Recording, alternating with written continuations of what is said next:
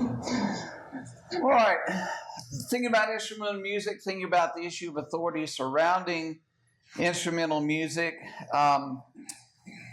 When you think about the general concept of worship, you can go back to the Old Testament. You can see occasions, as y'all studied last week, about where people in the Old Testament disregarded what the Lord said, what He directed, what He commanded, and they took it upon themselves to do their will instead of the Lord's will, even though there are times when they did it with seemingly the right motivation to honor God or to please God.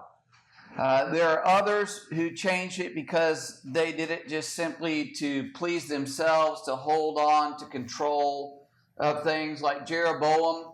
Remember, he was fearful when the kingdom split and he was the new king in the northern kingdom. 1 Kings chapter 12, how that he set up a new religion there, and he appointed priests who were not of the tribe of Levi. He appointed a new feast day. He set up altars in Dan and Bethel. So he changed everything up. It was still worship, if you will.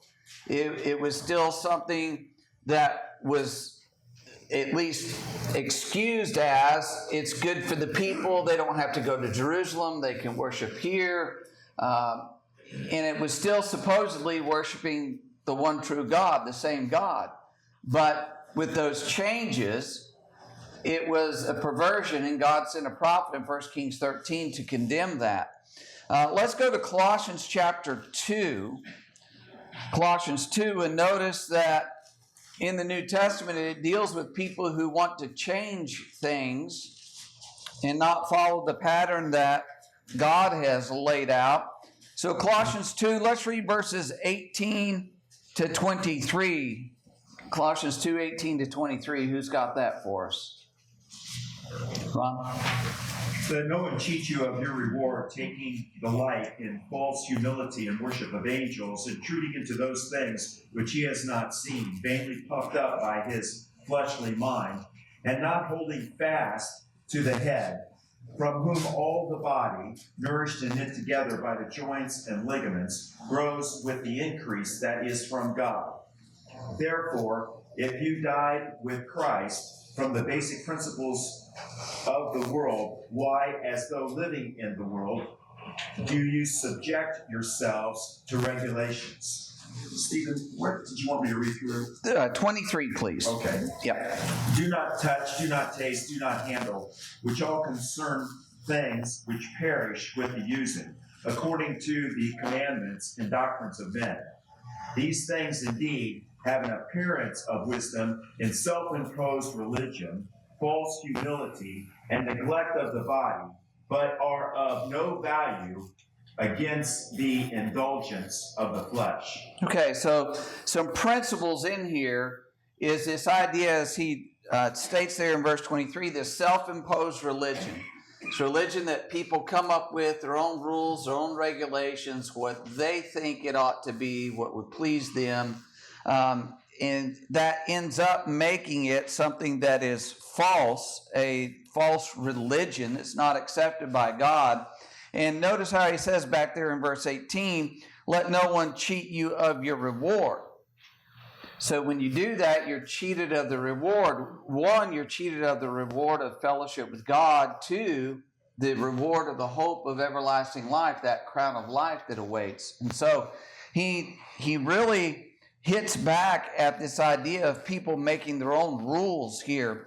Now, in this context, did you pick up anything as to why they're making the rules, or how they sold it to people?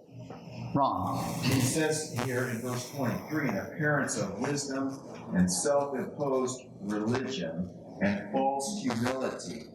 And then also neglecting the body, which means, I'm sacrificing myself, but are of no value and are indulgences of the flesh. Okay, and John? I was going to say that it's a fleshly desire that they have that needs to be satisfied. They're trying to do that through their worship to God.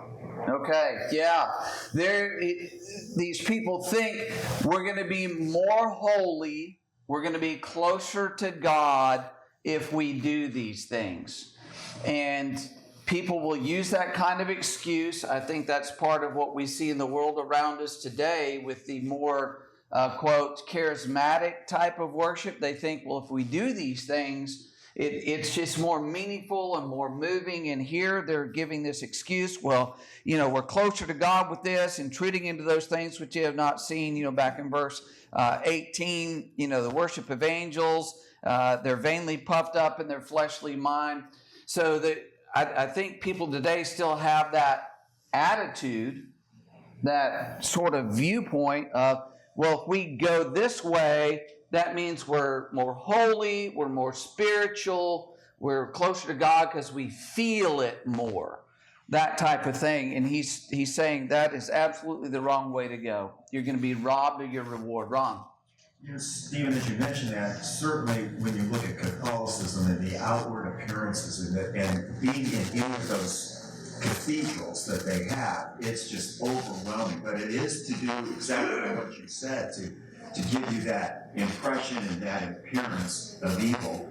And then also, as Paul wrote throughout the Roman letter about meritorious works, that's where a lot of people will put this as well. As you have said previously, it appears to be a good work. Right, exactly right. Because it's almost like I need to help God with what he left undone here and add something in to make it more pertinent, relative, meaningful in serving him. Exactly right. Any other thoughts? All right, let's quickly review throughout the New Testament from beginning to end, essentially, of what it says about the musical worship in which the Lord and the disciples engaged. So let's just quickly touch on this to remind ourselves of it. Let's go to Matthew 26, verse 30. Somebody get that. Then let's go to Acts 16, 25 and 1 Corinthians 14, 15. So Matthew 26, 30, Acts 16, 25, 1 Corinthians 14, 15. Who's got Matthew 26, 30? Go ahead, John. And when they had sung a hymn, they went out to the Mount of Olives. Sung a hymn, Acts 16, 25. Who's got that? Go ahead, Ron. But at midnight, Paul and Silas were praying and singing hymns to God, and the prisoners were listening to them. And 1 Corinthians 14, 15. Philip.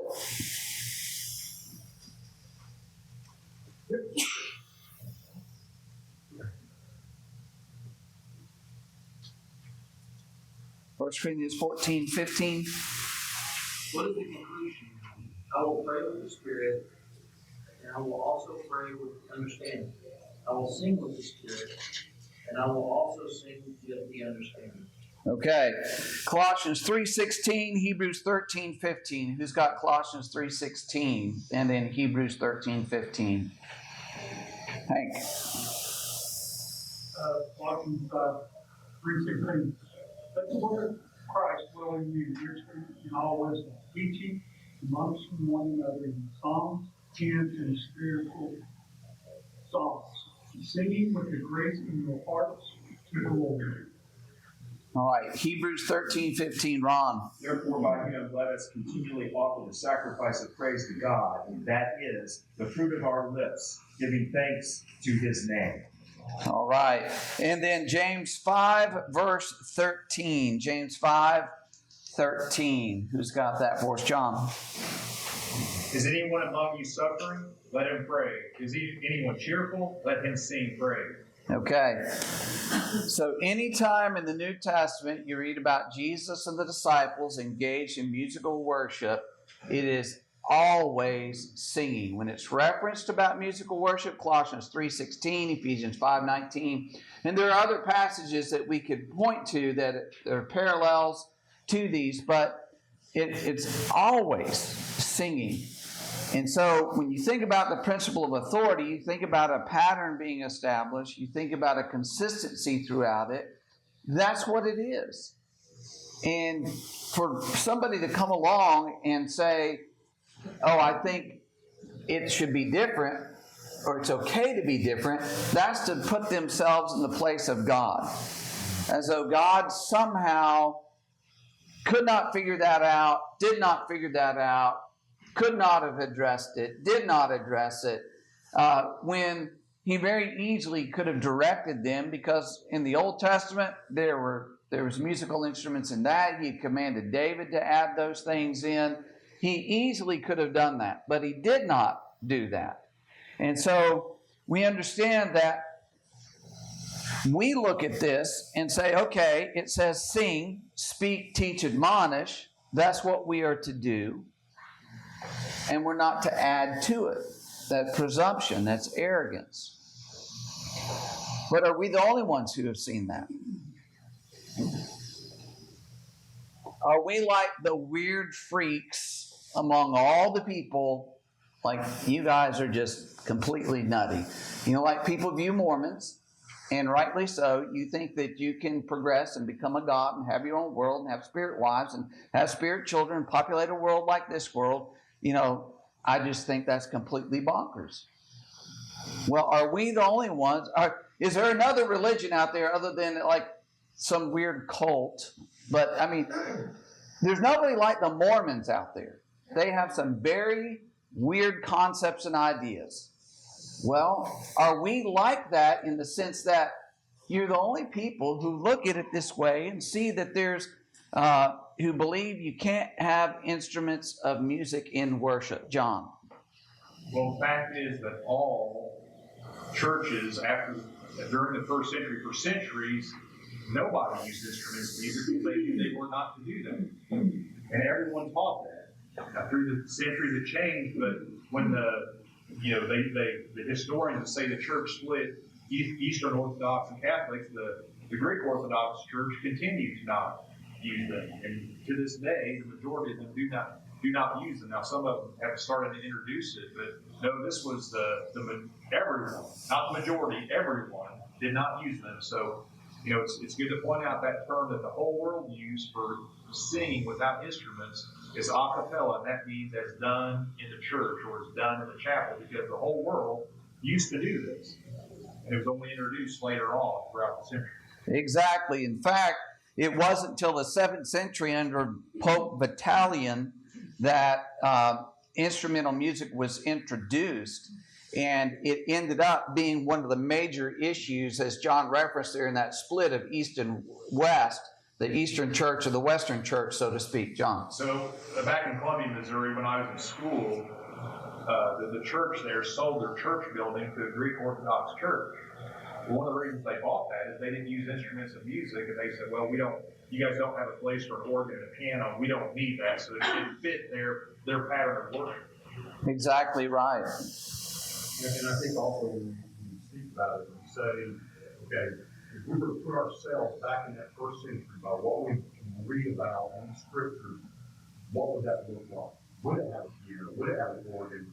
And the answer is no, because it's just not me. Well, and harp or cymbals or whatever instrument they particularly had available to them, because they had it available. It goes all the way back to the book of Genesis that you have men making and creating instruments. So it's not as though they didn't have a skill to technology, and it wasn't because the brethren were so poor they couldn't afford an instrument. And it's not because we're so poor we can't afford a piano or something in here. That's when somebody says that, it shows you instantly you are as ignorant as can be about this issue.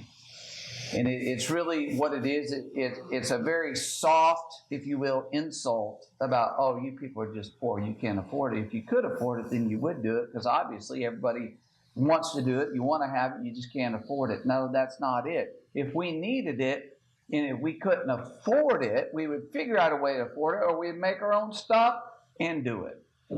Because that's what we do. We're going to do what the Bible tells us to do. John. And so in the law of God changed from the old law to the new law, there was a change in how people respond or obey this new law. Now, God was very specific throughout the centuries on how He wanted to be worshipped. In the Old Testament, there was a pattern that they had to follow. If they didn't do it, then they were in sin. And it's the same thing for us today. God knows how to specify how to worship Him. He cleared out a lot of things that we no longer use. Heifers and lambs and incense and sprinkling mercy seats and splattering blood all over. But he did keep some things. He kept unleavened bread, he kept fruit of the vine, and he kept singing. But he did away with all the other physical things like dancing and instrumental music and but God knows how to specify things, and He did. And all we need to do is respond to that pattern that He says. Exactly right, Mike. So even with those instruments, some of the instruments you mentioned, in 1 Corinthians 13, Paul mentions something. He says they're sounding wrong. I mean, they're clanging cymbals. He doesn't regard them as something that's very pleasing to you. No, and he has that in the context of you're in there speaking in tongues, nobody understands what that is. You make an uncertain sound. But I want to test your knowledge on this. Who said this? Quote, "An organ in the worship of God is an ensign of Baal." Say that again. An organ in the worship of God is an ensign of Baal, a sign of Baal, a salute to Baal. Is that John Calvin? Close. Martin Luther. Are you looking it up back there? Do not look these up. Okay. Martin Luther. What does the modern Lutheran church do in regard to musical worship? They've got organs. Yeah, they worship Baal. Exactly right. So if you're talking to a Lutheran and you're able to bring up this issue, say, and I can send you these, or you can just look them up, that Martin Luther was against the use of instruments. That's one of his objections to the Roman Catholic Church. Remember that he was protesting the perversions of the Roman Catholic Church, the priesthood, all kinds of things. And that was one of those that he said they shouldn't have those instruments in there in worship. All right. How about this? Quote, "Musical instruments in the celebration of praises to God would be no more suitable than burning of incense and the restoration of other shadows of the law." That's Calvin. Calvin. All right. So who today would be prominent Calvinists? A lot of them. Baptist is one of them. Methodists to a degree. We're going to get another one on them. Presbyterians, and I believe it's the official Church of Scotland even today is Presbyterianism. But John Calvin could see it. So these leading light reformers that people today look back to and they follow their doctrines and hold them in high esteem, that they looked at instrumental music as something that did not belong in the worship of the church.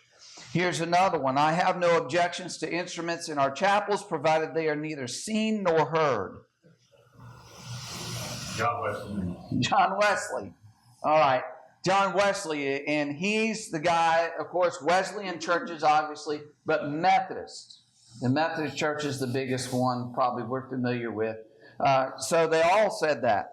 Now, here's another one. This is my favorite one. "What a degradation to supplant the intelligent song of the whole congregation by the theatrical prettiness of a quartet, the refined niceties of a choir, or the blowing off of wind from inanimate bellows and pipes. We might as well pray by machinery as praise by it." This guy was a firebrand, and if anybody today who actually looks to him as a true preacher, which he wasn't, but he was much closer than others, if they actually followed him, they would radically change their beliefs and practices. Charles Spurgeon. Okay, Charles Spurgeon was a prominent, probably the most prominent Baptist preacher of his day in England. He was a firebrand. He absolutely destroyed people who tried to add all these innovations. And so where he worshiped in London, I think it was the biggest Baptist church at the time, but he would not permit them to use instrumental music in there. And so he could see that and went at it rather aggressively. But here's the thing. I want to point out that even among denominations, instrumental music is a relatively modern addition. They think it's been there forever. They think it was there, but 15, 16, 17, even into the 1800s, a lot of them did not have those things. It's only in the past 100, 150 years or so that they've really brought those things in.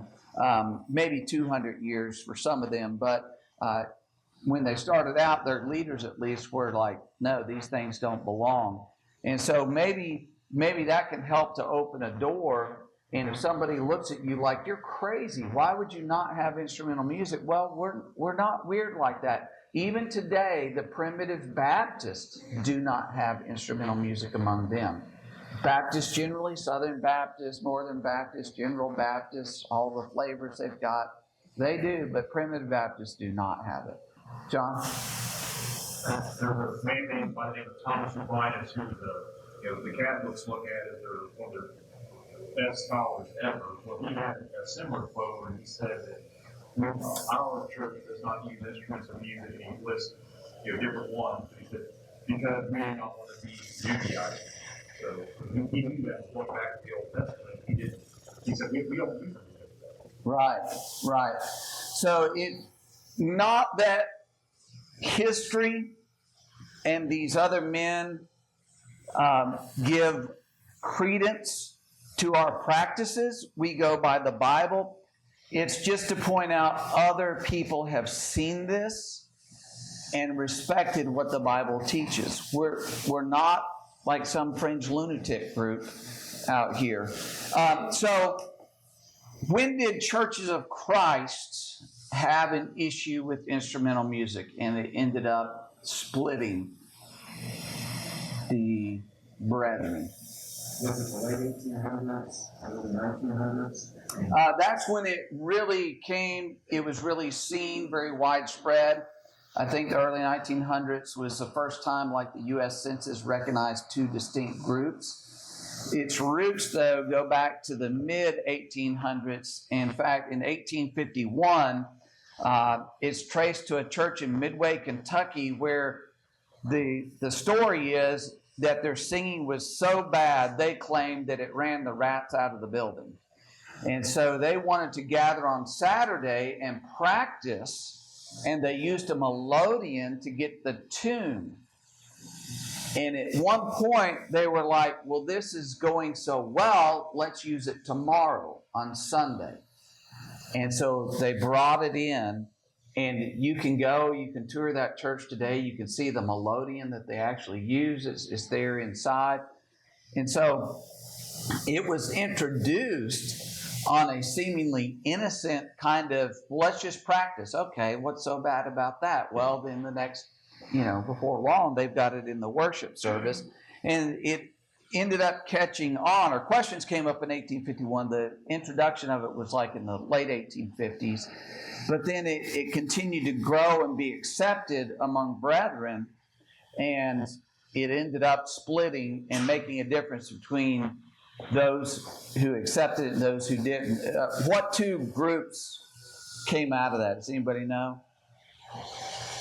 Okay, the Christian church, or they're also known as what today? Yeah, Disciples of Christ. So the independent Christian churches are more conservative. Disciples of Christ are incredibly liberal nowadays.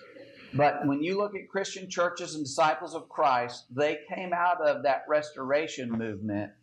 And then Churches of Christ used to be generally objected to the use of instrumental music and did not use it. Now today, if you go down to Charlotte, and I don't know if you can go anywhere else, but you go down to Charlotte, you go to Providence Road Church of Christ, they have a traditional worship service and a contemporary where they have instrumental music in it. And it's supposedly not really Church of Christ. And there are many across the country that have brought it in as an innovation. So just some of that historical background, thinking about that. When we encounter people, we're going to have arguments, we're going to have excuses, we're going to have rationale and reasoning. This is question 3 on the sheet, as to why it's okay to use it. And one of the most prominent ones is, well, David used them So we can too. If it's good enough for a man after God's own heart, and we can read about him in the Psalms, you know, the harp, the lyre, the psaltery, timbrel, all those kinds of things, well, then we can use them too. What's the answer to that? They did the other things that we should do as well.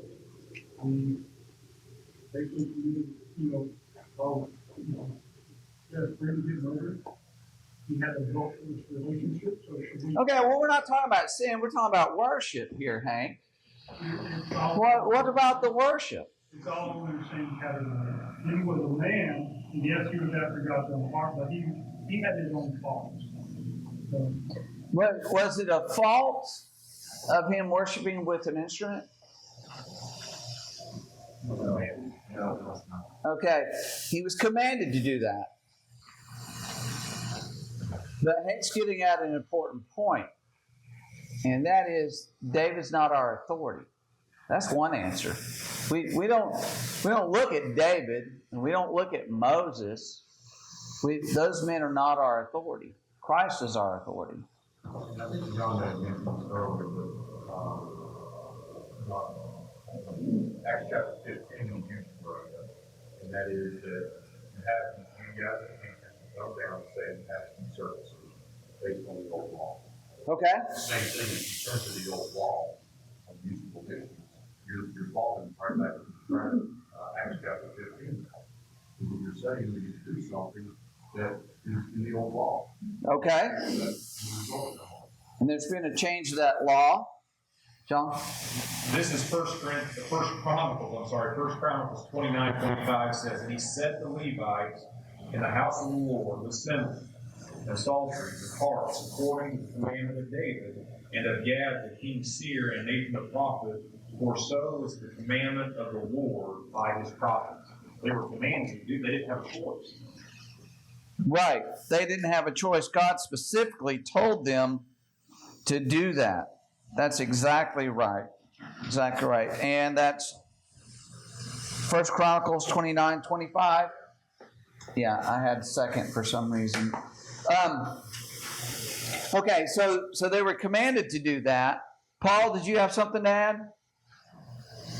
Yeah, earlier in my life, in the 50s, the Baptist church didn't have, they didn't have piano.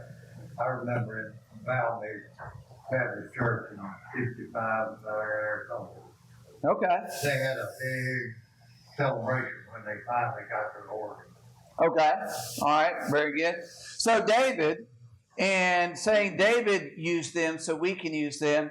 John mentioned a while ago about dancing. Psalm 150 promotes dancing in worship and glorification of the Lord. Psalm 20, Psalm 50, Psalm 51, 66, Psalm 118 all say offering bulls, offering sacrifices to the Lord. Well, can we come in here and bring a goat up here and cut its throat and pour out that blood to the Lord and then roast it and say, well, we're to sacrifice. David did it. Why can't we? Does that work? What else did David do that was permitted by the Lord? There was a separate priesthood. There was, yes. The priest had to be married. They had to burn incense. Uh-huh. They had to observe the Sabbath day. Yep. They had to rest. They couldn't do anything. There were a lot of they had all the feast days, the days of atonement.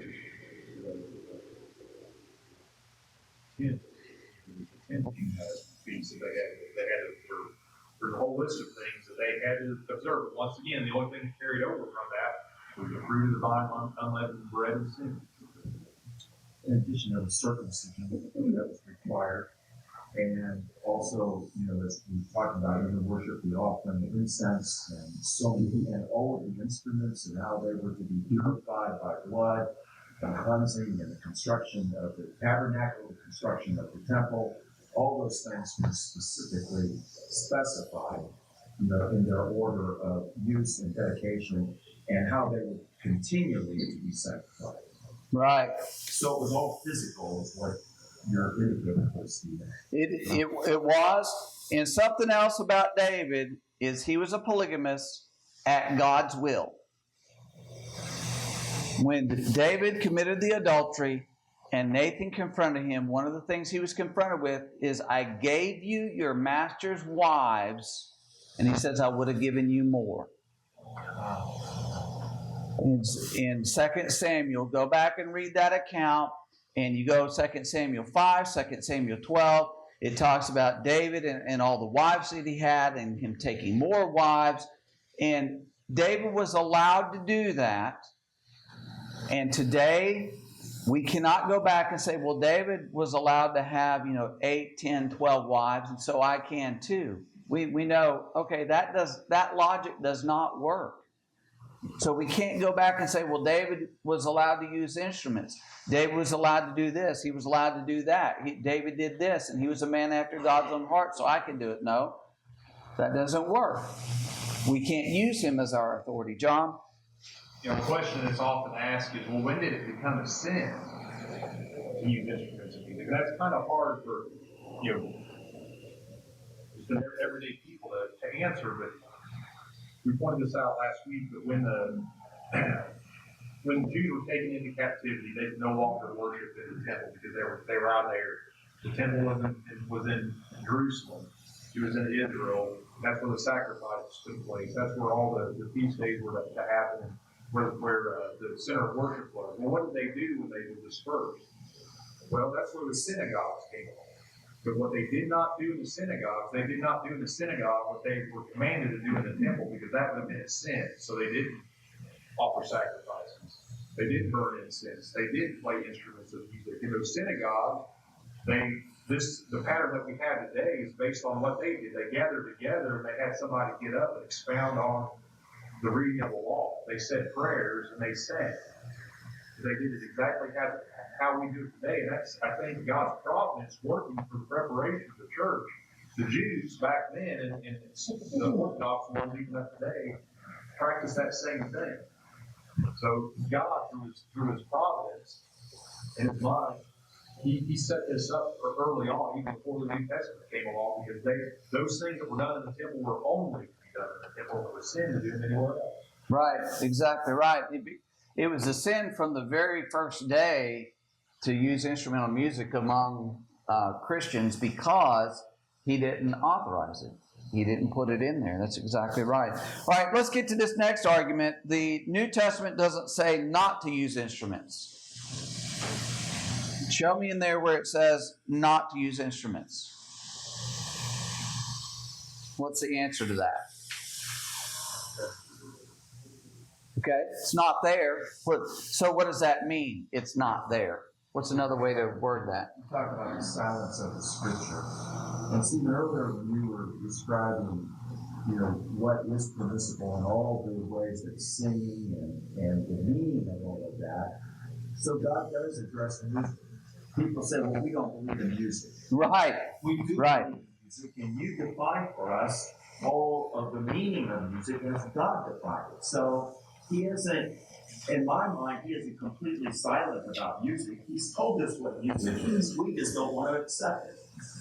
Right. He has spoken very clearly about music. He was silent on the use of instruments of music, the mechanical instruments. So notice in Hebrews 7, and let's just remind ourselves, verses 12 to 14. Now it's making a point on priesthood, but the principle applies to every aspect of the church. So Hebrews chapter 7, verses 12 to 14. Who's got that? Carter. The priesthood being changed of necessity, there is also a change of the law.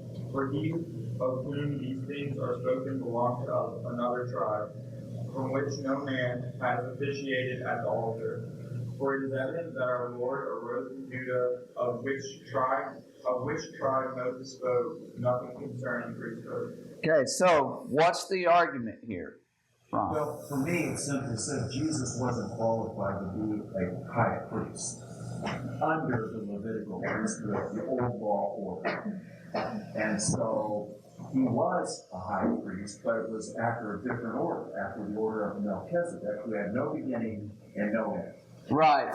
And under that Levitical priesthood, he makes the point, under that old law, He says, of which tribe Moses spoke nothing, Jesus being from Judah.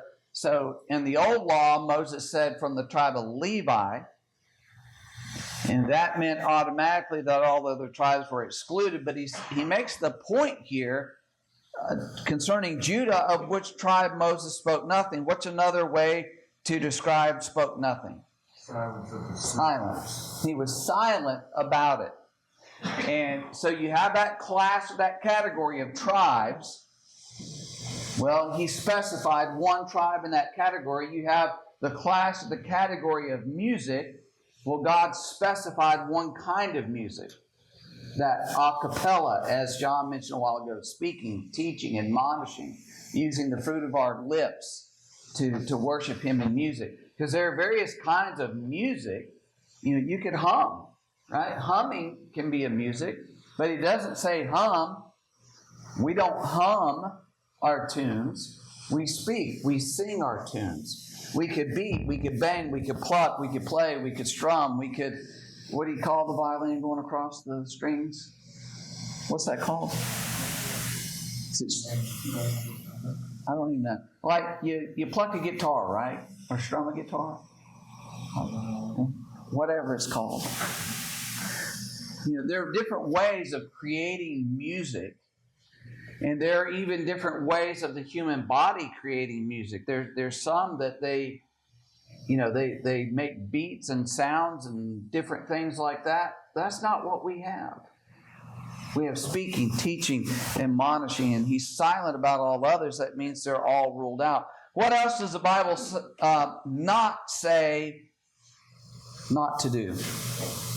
The Bible doesn't say not to use instruments of music. Is there anything else similar to that where the Bible doesn't say, thou shalt not do this, but we understand clearly we can't do that? Well, you can take the Lord's Supper. God specifies what to use, and everybody knows that excludes everything else. So you don't have hamburgers and French fries and Coke for the Lord's Supper. Now, some churches probably do that now, but the statement of what to use excludes everything else. The same thing with how you praise God. Yeah. New Testament doesn't say do not baptize babies. There's no statement in there that says thou shalt not baptize babies. Right? But Mark 16:16, he who believes and is baptized. Well, babies can't believe, so they're excluded. It doesn't say do not practice polygamy. 1 Corinthians 7, verse 2, each man have his own wife, each woman have her own husband. Well, that's singular. So you have one wife, one spouse. All right. How about the Greek word psallo and psalmos mean to sing with an instrument? That's a tough one because now they're saying, hey, I know Greek and I'm going to catch you off guard because I don't think you know Greek. And here's what the Greek definition is, and it means to sing with an instrument. Speaking to one another in psalms and hymns. Well, speaking to one another in psalms, that means we use an instrument. What about that? What's that? We sing from our heart. It specifies the instrument there, by the way. But any other things? Back in whenever it was in Nashville, when they had the big debate, whatever night it was, they brought in a Hebrew priest, and he explained what the word meant and how they used it in the Hebrew worship, and it's not without it. Yeah, and my understanding is you go all the way back, and it was plucking of the vocal cords. There's the movement of the vocal cords. Left solo is something that's commanded. We are to sing. Solo is something that every Christian must do. So if you don't know how to play an instrument of music, and you believe that justifies it, well, then everybody's got to do it, or you're in sin. So everybody's either got to sing or everybody's got to play an instrument, and you got to pick one of them that you believe. Well, it's ignorant to think that everybody's got to know how to play a plucking instrument, or you're in sin. That's ludicrous. And nobody would believe that. And if you go back to the Old Testament and apply it, that's, you figure that out pretty easy. Exactly. Ron. The earlier definition of that was not inclusive of instruments, but as you point out, Stephen, words change in meaning over a period of time, and that's one of them. Right. As you stated, the earliest scholars, they all recognize it does not belong in the church as it was defined in the original language. Exactly right, because it's a simultaneous reciprocal activity. If it means and it authorizes uses of instruments of music, then everybody in the worship has to have one, because we're all supposed to be doing it, mutually edifying one another. But then also, this may have changed in recent years. I don't know all the modern translations that are just insane. I would say stay away from them. If you have one of the modern translations and I find out about it, I'm going to rebuke you for that and tell you to put that away, get rid of that garbage. But every reputable translation since the English Bible has been translated, so you go back to the 15th century, the 1400s, has never ever translated the word solos or psalmos as play. All of them translate it in a different way. Never has it been translated to mean use of an instrument and indicated in any way. All right, what about this argument? God gives me the talent, I should use it.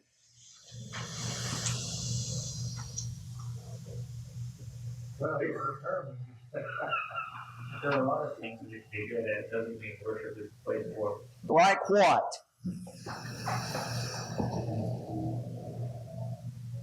If you have a mile, 2 minutes, or whatever, that means you have it. Well, I'm going to get in here and do laps and glory to the Lord.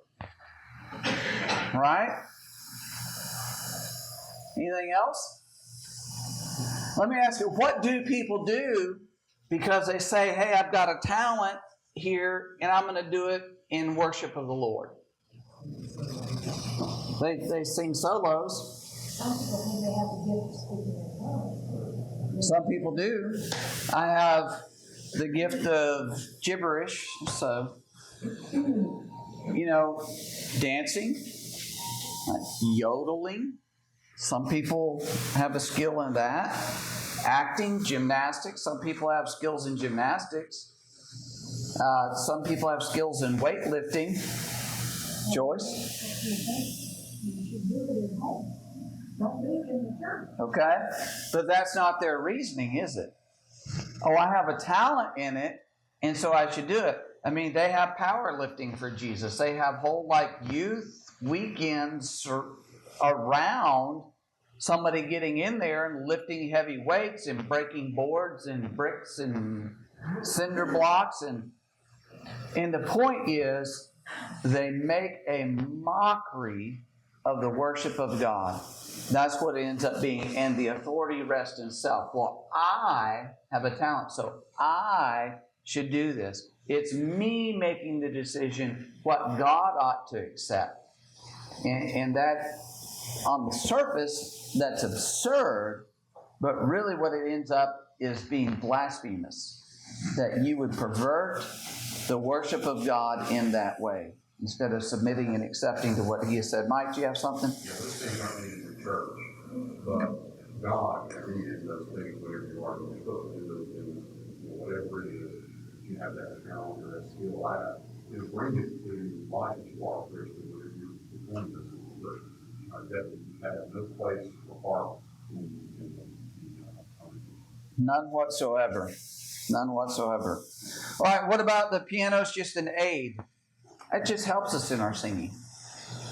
Well, that was the words in the carry for aids in the Old Testament that they were condemned for using. So you can't add something to it that God specified not to use. Okay, so when you think about building the ark, gopher wood and 3 decks, what were aids? Tools, saw, hammer, workbench. What would have been an addition? Changing the materials used. Changing the materials in the form of wood and... Okay, instead of gopher wood, using oak or cedar. What were you saying? Oh, pine wood, yeah. Change it. Lord's Supper, unleavened bread, fruit of the vine. What are aids? Cup. Trays. What's an addition?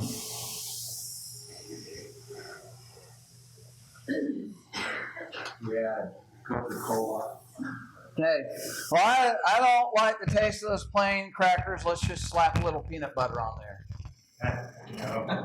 Well, that's just an aid for me getting that down. If you can put an instrument in the worship, you can put peanut butter on the crackers. If not, why not? It just helps me. Well, I really don't like the taste of grape juice, so I want to just really pour that into, I don't know, coffee, Sprite. Help me get that down. Well, does that work? No, that doesn't work. All right. Same thing with music. What is an aid? Songbook. Anything else? Pitch pipe or some way to have the tone established. Right. Yeah, pitch pipe or a pitchfork used to be the guys, I don't know if anybody does it anymore, but they had a pitchfork they would tune it to. And that's not an addition, that's an aid to get it going, just like the hymnal is an aid. Projected, we can project them up there. Hope we never do, but we could do that. What's that? Okay, song leader helps in us singing in the worship service. But an addition that changes the command is a piano, guitar, drums, because you change it from singing to playing. All right, so what about their instruments in heaven? This is the last one.